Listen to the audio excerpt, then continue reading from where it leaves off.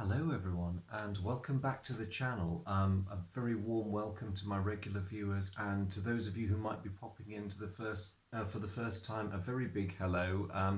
This is just a channel I've put together mainly for my own amusement, but also in the hope that I can offer some useful thoughts to my fellow gamers. Most of the games I play are fairly well known by this point. I don't really own that much that's new, to be honest. And today I'm going to introduce you all to one that is surprisingly quite dear to my heart. I've had very mixed experiences with DVG games, Dan Verssen Games. Some of their titles I love. Others have unfortunately crashed and burned. But today I'm going to talk about one of their truly astounding efforts. And I'm speaking, of course, of the Warfighter series. Now, just to make clear, the only volume in the series that I own is the Pacific edition of Warfighter. I am assured that the European equivalent of Warfighter is every bit as good. I'll take people's word for it. And then, of course, there's what started the game system, the Modern Warfare version. And that, I'm told, is also amazingly good, if somewhat more complex because of the even greater plethora of weaponry available to the modern infantrymen. But with my bias towards the Pacific, my ever-present Pacific biases, I decided to invest during the lockdown period in Warfighter Pacific, and I've not regretted it. There's a lot to be said for this very attractive game. It is a huge game. I'm going to say that right from the get-go. It is an enormous game. It is a card game. Comes with a very snazzy board which allows you to organize your cards for play, but it is immense because of the number of items you receive. This fairly tiny, tiny, let's say average-sized wargaming box conceals almost 400 cards, some of which we'll look at, a fair number of counters, and of course the rules, some campaign sheets and so on. The artwork, of course, is typical Dan Verssen Games. It's to a pretty high standard, if slightly garish in places, but I really like that US Marine there. One slight nitpick, they probably could have updated the map in the background because it shows the area around the Battle of the Bulge, which I think is very slightly inappropriate for the Pacific. But there we go. It's a nice map. Aesthetically, it works. They probably could have done Tarawa or something, given that Tarawa features as a mission in this game, a campaign. And on the back, you've got some samples of what the cards look like. It's a very beautifully presented game, and as you can see, there's a fair amount of information and rules on the cards. The first thing that I'm told people think when they open this game for the first time, if they've never seen it before, is, oh my gosh, 400 cards is a lot. I mean, specifically it says 390, but apparently if you went for the Kickstarter versions, you get even more within the game. And in the time, because this game was produced in 2018, that was when it first hit the shelves.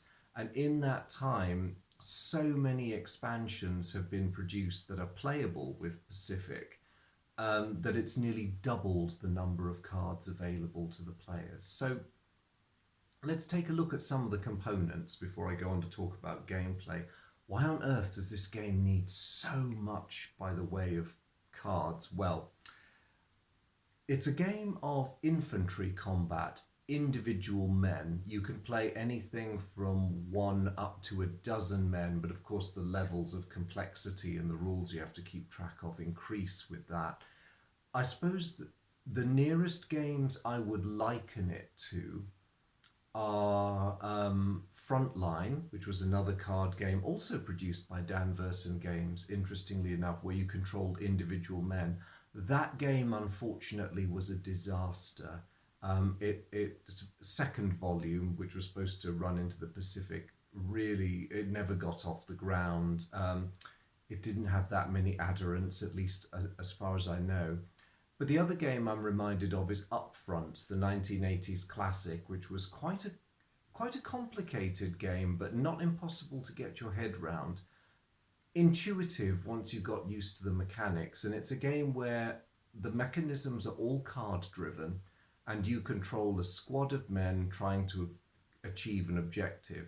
Now, the major difference between games like Frontline and Upfront is that they're designed for two players. Frontline had a solitaire mechanism built in. Unlike those two, Warfighter, this series, is solitaire or cooperative. There's no real way that two players could play against each other without complicating the game massively. And this huge profusion of cards is all about allowing you to micromanage the men in your group to the nth degree. So just to give you an idea, I of course have a couple of nationalities. The core box only gives you the US Marines and the Imperial Japanese Army, but with a few of the expansions you can very rapidly broaden your force off. That is the core unit of the game. This is what they call a player soldier. So he's a character that you control directly. You have full control over him. That is his cover rating. That's how many points he's worth. That's his starting health, which is also your hand size of action cards. Loadout, a very American term there, but hey, it works. That's how much of a load he can carry, his weapons, his supplies, any special equipment, his hand-to-hand bonus, and a myriad, I hope the camera's focusing, of special rules and abilities that he starts with. Now, each of these underlined keywords relates directly to this deck, which is various abilities. So I noticed that he had Hunter and Veteran, blends in, strike silent. So if you choose Watanabe there as your character, if you're playing as the Japanese, he will have a number of cards next to his character sheet, and that of course is strike silent. I said character sheet, I should have just said his card. And that details exactly what you need to know about what that skill involves. Now, you can buy these skills at the outset for your soldiers if they don't already possess this skill. But the great thing about men like Watanabe, expensive though he is, he comes with an awesome and really quite thematic skill set. The Japanese are really big on their close combat. And so that's pretty much why you need all these cards. You have your plethora of men. You have three categories of soldiers. You have the people like Watanabe. And then you have a second tier of soldiers. This is the Australian Dags. He's what's called an NPS or non-player soldier. So he's almost at the level of your player soldier, but the fine detail of his abilities and skills are folded back somewhat. You still have control of him, but there are certain things he does that you have slightly less control over. And the final tier, and these fellows are the cheapest soldiers of the lot. Let's take Private Nobby here as an example. That's a squad soldier. So he's very much a bit part character. He's there in the background. He has comparatively very basic stats. Rather than making key decisions based on the play of a card or a variety of modifiers or an existing skill you might have, those are his abilities. He rolls some dice. He's there to back you up. He's not that great, really, but you know, having quite a few of these men behind you is quite useful because even if you are a Rambo, even if you build a soldier up to being a complete Rambo type figure, you can get killed fairly easily in this game. So it's good to have some backup. And while it's nice to be the main character, it's always good to have some expendable bit parters around you. But half of the game, I would say, consists not so much of playing your mission, but in sitting down, thinking about what your mission is, thinking about the kind of men you'll need to accomplish that mission, and choosing your men accordingly, because a huge amount of thought has gone into crafting these guys, and you have a vast range of people with an equally vast range of skills and also foibles as well. So if we look at Private Slim here, he's got jitters underlined in red. So he's not a bad soldier, but he's prone to jitteriness. He gets nervous, essentially. And of course, you need an enemy, and every nationality comes with a set of cards whereby you can play them as the game-controlled opponent. So there is a whole stack here from the US Marine deck. If you happen to be the Japanese, if you're playing, say, the Defenders of Tarawa Atoll, these are the kind of cards that are going to come forging at you, and the sorts that you need to fight off. So in this case, there'll be one target reticule for each individual the card represents. In this case, it's only the one man. Sometimes you can have up to 2 or 3. There will be their abilities, and these equate very roughly to that of the squad soldier, the bit part character. Some enemies trigger event cards, which usually, but not always, have a detrimental effect on you. So, and look at the thickness of that stack of enemy soldiers. You really have no idea, even if you are a professional card counter, what you're going to get. And I love that. I love that it explains this huge, bewildering mass of stuff. Now, you'd think that choosing your men would be the end of the story, but oh no, it's not. You've got to fit these guys out next. Squad soldiers come with their own weapons folded into their stats, but player soldiers and non-player soldiers you have to outfit with weapons. Now, some weapons, like machetes, are generic. Others, like the good old Arisaka Model 38 here, is specific to a particular nation. And when you compare them, if I held this up next to a US rifle, say a Garand, the stats would be very different because, of course, the Garand is a semi-automatic and this is a bolt action. And I love the amount of thought that's gone into this too, because your weapons behave very differently, and it's one of those little things that's so important because it makes your army feel different. And of course, you couldn't talk about the Japanese without including a bayonet, because invariably you're going to go into battle with your bayonets fixed if you're doing it properly.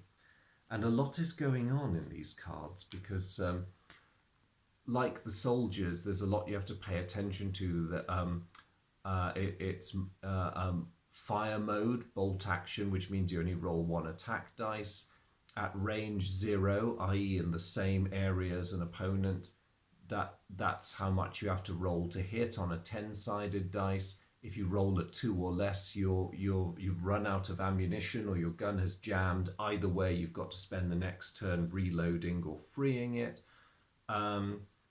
There's the advantage that your bayonet can come free of charge with this particular rifle. Not every weapon grants that.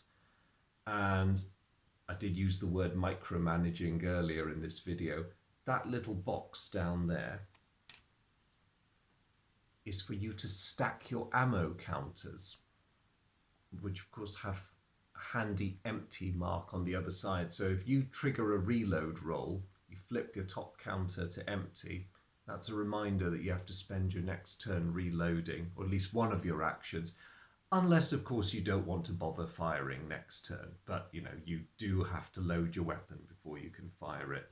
So these little fellows are an example of the myriad of counters you get. This is about half the counters you get with this game. And they cover everything from your state of health, your special equipment, your position on the game board, where you happen to be, general game information. There's loads and loads. I'm going to press on because I probably could enthuse about these different cards. Just to say that in addition to your tangible bits of equipment, you can get things that affect your group. And this is a service record. So if you're wanting to be really thematic and say you're building an Australian force that is involved in the Kokoda campaign, Great, you have a service record here that details certain advantages that your men have, but there's always a sting in the tail, in this case disease. So you have to consider the purchase of these very carefully. Again, think about your mission, think about what stage in the campaign you wish this story to be taking place. Terrain. Of course, all these guys are wandering around. You know, you have your squad of men, you have their weapons, you have their bonus and skill cards, and you've got it all nicely laid out. Where the heck are they? Each mission is a variable number of turns, depending. Short missions can be as little as 3 turns, long missions can be running into the 20 turns. You always start with a mission card that defines your starting situation. So this one, on your own, tells you all your starting resources, the stuff that you need to know when you're building your squad. And this is always the jump off terrain card.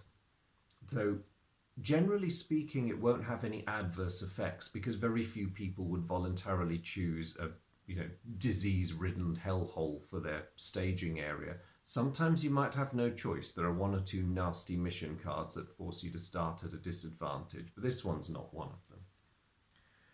At the far end of your mission is your objective. This is where you have to get to after a certain number of turns, and it usually spells out what you have to do in order to accomplish your mission and win the game. That's basically how you win this game. You get to the final geographical location and accomplish your mission.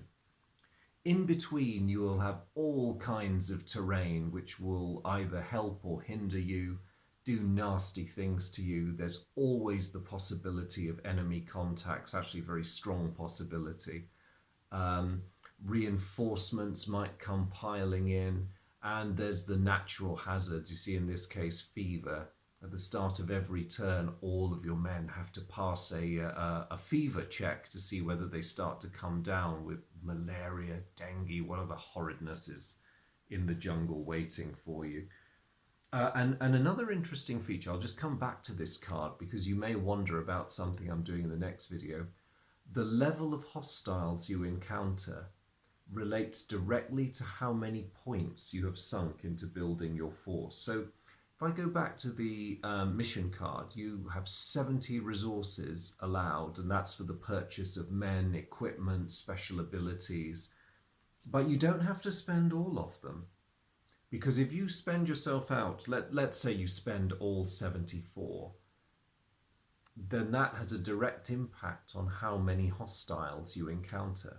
Sometimes if you're getting into a mission that requires scouting, speed, lightness of foot, it might be to your advantage to not spend most of your points, because the fewer points you spend, the less likely you are to encounter serious opposition. And for my next video, in my demonstration game, I am going to go a bit round. I'm going to fit out a Japanese Rambo and throw him against some Australians. So that's all of the game components except one critical one that I haven't shown you there. This is the rulebook. Now this has encountered very mixed reviews. Some people find it really difficult to use. Others have said it's one of the best rulebooks they've ever seen. I'm leaning more towards the latter interpretation. It's fairly standard for a Dan Verssen Games rulebook. It's nice, high quality paper.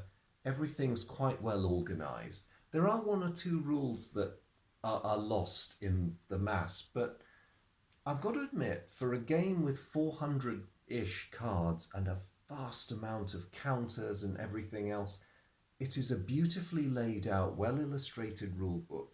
It explains the steps of play really well. I was playing this game with not too many mistakes within about half an hour of opening the box and having a really great time while I was doing that. A key thing which Dan Verssen Games is good at, and I've really got to hand it to them, is they have these glossaries. And because this game basically runs on keywords, you will need this. It is a godsend. You get just enough of a rule summary for every keyword in the game, bar a very few. that it will remind you of a rule or give you a pretty good idea of where to find it in the rule book. And I find you can normally locate these within minutes at worst. So there you go. These two documents are the glue which binds this entire game together. And another thing to remember is that while it's very heavy in terms of components, it's got all of that stuff, and you just have to look at this is not the entirety of my Japanese infantry deck, and that comprises the core plus a couple of expansions. That's a lot of soldiers. In most games, you will not use the vast majority of these things. They are there as options for you to choose from, but once you've built your force, the vast majority of them are going to go back in the box and will not really trouble you much of the game. If I've got one complaint about this game, and I'm afraid it's a fairly major niggle, because the missions, they play so well. This game is a great generator for stand-up fights in the Pacific and East Asian theatre. But, and this is an area where weirdly Dan Verssen Games doesn't do well, they included a campaign system where you can play Wake Island as either the US or the Japanese. And then there's a series of Pacific Island invasions ranging from Guadalcanal to Iwo Jima and a couple in between. And you get the nice map, you get the historical blurb, and you get the starting forces. Now, most of these missions you have to play from the American perspective, except for playing Wake Island as the attacking Japanese. There are some expansions that have addressed this now and provided additional forces and options for you to be the Japanese in all of these campaign games. But they're not very well thought through. I mean, they give you mission outlines, they tell you which of these cards to select, but they don't work very well. And I think some of the major criticisms are around that surround them are that there's no sense that completing one mission allows you or greatly affects the course of events in the rest of the campaign. It often feels that all you're doing is just slogging through one mission and then slogging through another mission. But doing really well on mission 1 doesn't really help you on mission 2, or conversely, getting your rear end handed to you on mission 1, you just go, try it again, or just play mission 2. It's lacking that depth, which is a pity, because the campaigns as they currently stand are the only thing that's letting this game down. But to be honest, from my own experience, most people will probably not settle down for a campaign because it does take a really long time and a lot of commitment to play through them.